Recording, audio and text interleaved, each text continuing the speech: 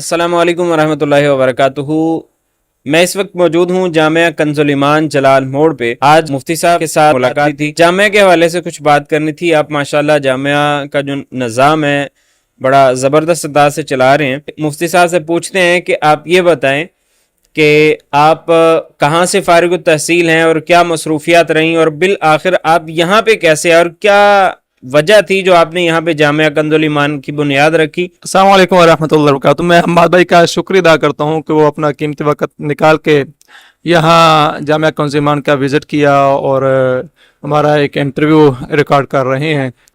اللہ ان کو برکت رحمت عطا فرمائے، اس کا ان کو اجر عطا فرمائے۔ بیسیکلی میرا تعلق یہ بلے والا، یہ جو گجرانوالا کے مضافات میں ایک گاؤں ہے، وہاں سے میں نے وہیں شعبہ حفظ میں داخلہ لیا اور حافظ بابر حمید نقشبندی دامت برکات عالیہ سے میں نے حفظ کیا، اور اس کے بعد میں نے جو ہے وہ تعلیم درس نامی کی جو تکمیل کی ہے وہ میں نے لاہور جامعہ حنفی غوثیہ برون باٹی گیٹ لاہور سے کی ہے، جو جامعہ نظامیہ رضویہ کی شاخ تھی، اس میں نے یہاں تعلیم حاصل کی ہے۔ پھر وہیں تدریس کے فرائض بھی اور نظامت کے، امامت کے، خطابت کے فرائض بھی اسی لاہور کے اندر جو ہے وہ جامعہ کے اندر، اور ساتھ لاہور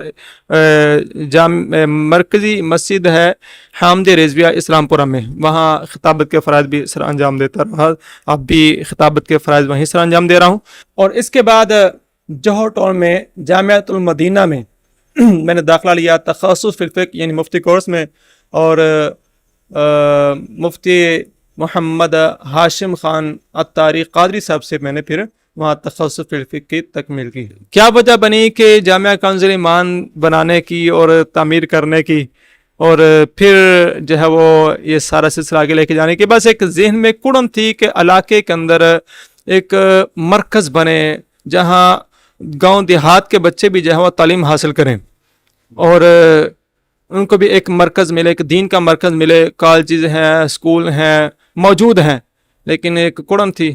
تو اب وہ الحمدللہ اللہ تعالیٰ نے وہ میری نیت کو پورا کیا، اور 3 کنال کے لگ بھگ یہ مرکز اہل سنت الحمدللہ بننے جا رہا ہے، اور بن بھی رہا ہے۔ ویڈیو میں آپ جو دیکھ رہے ہیں کہ یہ فرنٹ یہ تعمیر کیا، 2 لینٹر ڈال دیے ہیں، اور 2021 میں جو ہے وہ ہم نے سنگ بنیاد رکھا تھا۔ اچھا یہ بتائیے گا کہ آپ جامعہ میں، آپ کے جامعہ میں رہائشی طلباء بھی ہیں، تو ظاہر بات ہے وہ ادھر ہی رہتے، تو صبح سے لے کے شام تک کیا سکیجول چلتا ہے آپ کا تدریس کے حوالے سے، باقی نصابی غیر نصابی سرگرمیوں کے حوالے سے، یہ بھی ذرا بتائیے گا۔ ہماری کلاس جو ہے وہ فجر کی نماز کے فوراً بعد شروع ہو جاتی ہے، شعبہ حفظ کی بھی، اور انشاءاللہ درس نامی کی بھی کلاس اب ایسے شروع ہوگی، وہ بھی سال شروع ہوا تعلیم کا سال، تو صبح درس نامی اور حفظ کی کلاس فجر کی نماز کے بعد فوراً شروع ہو جائے گی۔ بیچ میں ان کو آدھا گھنٹے کا وقفہ دیں گے، اس میں ناشتہ وغیرہ کریں گے، پھر 7 بجے اسمبلی ہوگی، 7 بجے اسمبلی کرنے کے بعد پھر دوبارہ کلاسیں شروع ہو جائیں گی۔ پھر ہمارا تقریباً 12:15 بجے تک یہ جدول پڑھائی کا رہے گا۔ پھر اس کے بعد ان کو کھانا دی جائے گا، دوپہر کا کھانا کھلانے کے بعد بچوں کو، جو رہائشی بچے ہیں یا غیر رہائشی بچے ہیں، ان کو یہاں ہی ہم جو ہے وہ اکثر کو یہی کھانا کھلاتے ہیں دوپہر کا۔ غیر رہائشی بچے جو ہوتے ہیں گھروں میں چلے جاتے ہیں، ان کو بھی یہی کھانا کھلاتے ہیں، تاکہ گھروں میں بچے جب جاتے ہیں پھر واپسی ان کے کوئی آگے پیچھے چلا جاتا ہے یا پھر لیٹ ہو جاتا ہے یا گھر جا کے آرام نہیں کرتے، پھر جب سیکنڈ ٹائم کلاس رکھتے ہیں پھر اس میں وہ نیند کرتے ہیں۔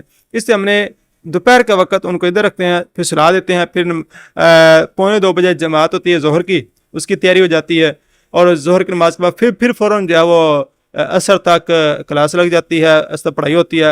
عصر سے لے کے مغرب تک بچوں کو اپنے تفریح کے لیے، فریشمنٹ کے لیے ان کو وقت دیا جاتا ہے، کھیل کود کرتے ہیں، اور اس کے بعد نماز مغرب سے لے کے پھر رات تقریباً 10 بجے تک جو ہے وہ کلاسیں لگتی ہیں۔ اس کے علاوہ بھی بچے جو ہے وہ جس کا دل چاہتا ہے آرام سے بیٹھ کے وہ پڑھتے رہتے ہیں، اپنا سبق یاد کرتے ہیں، فضل بھی یاد کرتے ہیں، اور 10 ہمیں والے بچے بیٹھ کے سبق اپنا یاد کرتے رہتے ہیں۔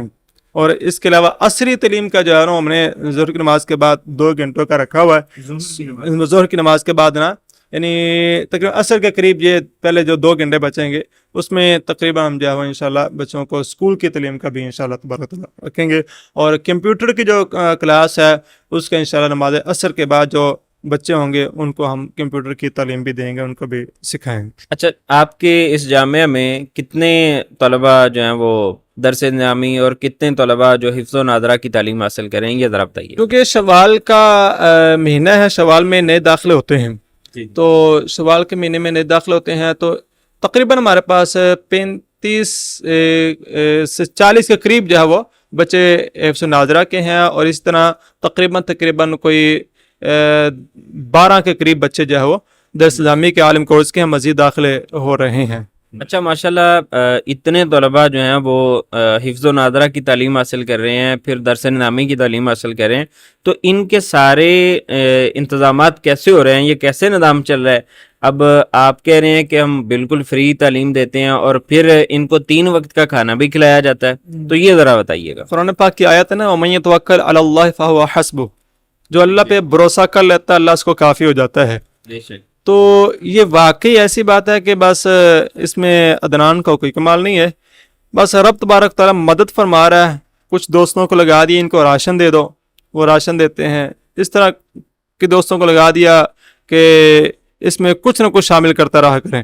اس طرح آگے پیچھے سے کوئی متعین نہیں ہے, شخصیات نہیں ہے یہاں کہ فلاں شخصیات ہیں فلاں شخصیات ہیں, بس یہ توقع اللہ نظام جو ہے وہ چل رہا ہے اور تعلیم کا سلسلہ آگے بڑھ رہا ہے. یہ تو ہو گیا بچوں کے لیے, اور آپ نے یہاں پہ بچیوں کے لیے بھی کچھ سلسلہ سٹارٹ کیا ہے یا آئندہ کوئی عزم ہے آپ کا اس حوالے سے؟ یہ الحمدللہ بچیوں کا سلسلہ بھی الحمدللہ ہے, اور پیچھے ابھی آپ نے دیکھا ہوگا, وزٹ کیا ہوگا کہ تقریباً 12 مرلے کے قریب جو ہے گرلز کیمپس ہم بنا رہے ہیں. بچیوں کا ایک سلسلہ الگ سے وہ بنا تعمیر ہو رہا ہے, تعمیراتی سلسلے الحمدللہ جا رہی ہیں, بچے کھانا بھی کھا رہے ہیں اور پڑھائی بھی تعلیم بھی جاری ہے الحمدللہ. بچیوں کا سلسلہ بھی انشاءاللہ تعالیٰ ان کا بھی اسی طرح انشاءاللہ عالمہ فاضلہ کا کورس ہوگا, اور ساتھ عصری تعلیم انشاءاللہ ساتھ ہوگی, ان کے لیے بھی ہوگی. یہ تو ہو گیا جامعہ بھی ہو گیا, بچیوں کا بھی ہو گیا اور بچوں کا بھی ہو گیا.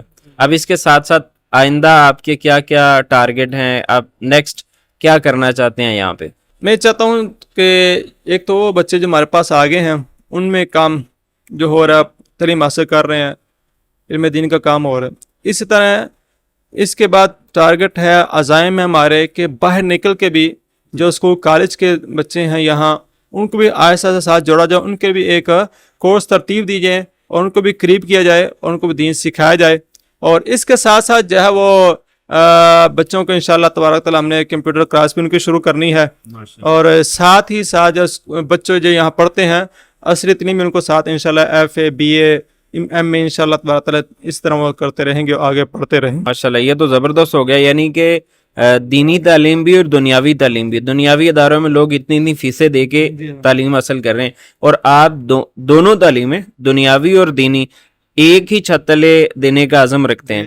اور یہ بھی کیا جو دنیاوی تعلیم ہے اس کی فیس چارج کریں گے؟ دنیاوی تعلیم جو ہم دیں گے اس کی بھی کوئی فیس ہم ڈیمانڈ نہیں کریں گے, کوئی نہیں لیں گے, فری آف کاسٹ انشاءاللہ تبارک تعالیٰ وہ دنیاوی تعلیم بھی ہمیں. کیا بات ہے, وہ تو ہو گیا نا کہ ہم تو مائل با کرم ہیں. ماشاءاللہ, اللہ تعالیٰ آپ کو سلامت رکھے اور آپ کی اس تعلیمی ادارے کو مزید پھلتا پھولتا رکھے. اب جو ناظرین ہیں ان کو آپ کیا پیغام دینا چاہتے ہیں؟ آپ اتنی سہولیات تو فراہم کر رہے ہیں. میں ان کو یہ پیغام دوں گا کہ یہ ادارے مدارس زمین کے اوپر اللہ تعالیٰ کی نعمت ہوتی ہیں, تو جہاں ہم بچوں کا انتخاب کر کے اسکول میں داخل کراتے ہیں تو اپنے گھر میں سے کم از کم ایک بچہ اپنی آخرت کے لیے, قبر و حشر کے لیے, مستقبل کے لیے, بچے کے بھلائی کے لیے, اور اس کو حافظ قرآن بنانے کے لیے, عالم دین بنانے کے لیے جامعہ کنز الایمان میں وہ ضرور داخل کرائیں. اور اس کے ساتھ ساتھ جو ہے وہ چونکہ جیسے ابھی سلسلہ ہوا کہ کھانا بھی ہے, سب معاملات ہیں, تقریباً یہ 2 لاکھ کے قریب یہ سارے اخراجات ماہانہ ہوتے ہیں. تو وہ اللہ تبارک تعالیٰ فرشتوں کے ذریعے نہیں بندوں سے مدد کرواتا ہے. تو میں یہ ریکویسٹ کروں گا کہ جو صاحب ثروت حضرات ہیں وہ ہمارے ساتھ تعاون بھی کریں, ہمارے تعمیراتی سلسلوں میں تعاون کریں, اور آ کے جو ہے وزٹ بھی کریں, دیکھیں بھی کہ ہم کیا عزم رکھتے ہیں, ہم کیا کام کر رہے ہیں. الحمدللہ ان کی آنکھیں بھی ٹھنڈی ہوں گی اور ان کے دل کو سکون بھی پہنچے گا. جزاک اللہ جی, بہت شکریہ. اللہ آپ کو خوش رکھے, آپ کو شاد و باد رکھے.